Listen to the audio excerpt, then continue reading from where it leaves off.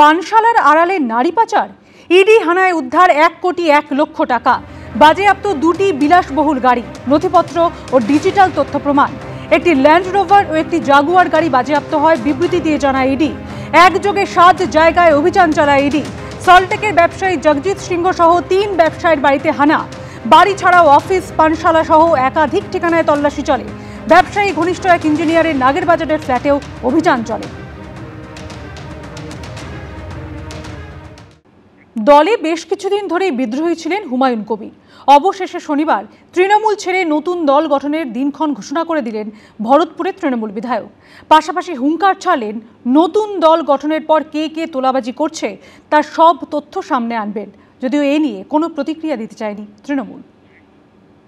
আগামী দল গঠন করি, তারপরে কে কোথা থেকে টাকা তুলে এর মোকাবেলা আগে করব, কে কোথায় তোলাবাজি করছে, কে কাকে টাকা দিয়ে নেতা সাজছে, এদের আগে প্রতিরোধ করব।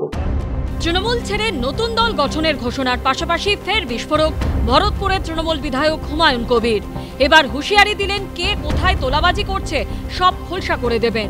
যদিও দলের বিধায়কের বিস্ফোরক মন্তব্য নিয়ে এখনই কোনো প্রতিক্রিয়া দিতে চায়নি তৃণমূল, তবে দল তাকে নিয়ে চুপ থাকলেও থামেননি ভরতপুরের তৃণমূল বিধায়ক। দলের বিরুদ্ধে বিস্ফোরক মন্তব্য করে শোকজ হওয়া থেকে শুরু করে তৃণমূল নেতৃত্বকে হুঙ্কার। সম্প্রতি কয়েকদিন ধরেই দলেরই একাংশের বিরুদ্ধে বিদ্রোহ ঘোষণা করেছিলেন ভরতপুরের তৃণমূল বিধায়ক হুমায়ুন কবির। প্রশ্ন উঠছিল, এই অবস্থায় কি করবেন ভরতপুরের তৃণমূল বিধায়ক? তৃণমূল ছেড়ে অন্য কোনো দলে যোগ দেবেন, না তৈরি করবেন নতুন দল? এই আবহে বিধানসভা ভোটের কয়েক মাস আগে শনিবার নতুন দল তৈরির দিনক্ষণ ঘোষণা করে দিলেন হুমায়ুন কবির। আমি দলের চেয়ারম্যান, আমার সঙ্গে কে থাকবে 22শে ডিসেম্বর লাইন করে দাঁড় করিয়ে দেবো ডায়াসে। আমি চেয়ারম্যান, এটা আগাম ঘোষণা করে দিলাম আপনাকে। 22 তারিখে বহরমপুর টেক্সটাইল মোড়ে 50,000 লোক আপনাকে গুনে মাথা দেখাবো, দেখিয়ে আমার বডি ঘোষণা করব। সম্প্রতি 26-এর বিধানসভা ভোটে বিজেপিকে 50-এ নামিয়ে আনার চ্যালেঞ্জ ছুড়েছিলেন অভিষেক বন্দ্যোপাধ্যায়। বিজেপিকে 50-এ নামাবো, ক্ষমতা থাকলে চ্যালেঞ্জ অ্যাকসেপ্ট করব। এদিন নামনা করে সেই প্রসঙ্গ তোলেন ভরতপুরের তৃণমূল বিধায়ক। তৃণমূলের বিরুদ্ধে ছুড়ে দেন চ্যালেঞ্জ।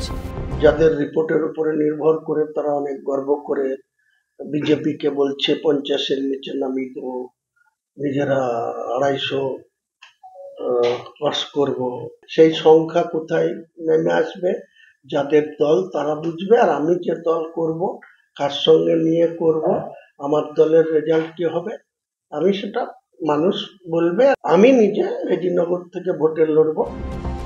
যদিও এই বিষয়ে কোনো মন্তব্য করতে চায়নি তৃণমূল, কিন্তু মুর্শিদাবাদ জেলা তৃণমূল নেতৃত্বের পাশাপাশি তার ক্ষোভ যে রাজ্য নেতৃত্বের উপরেও রয়েছে, তাই দিন পরিষ্কার করে দিয়েছেন ভরতপুরের তৃণমূল বিধায়ক।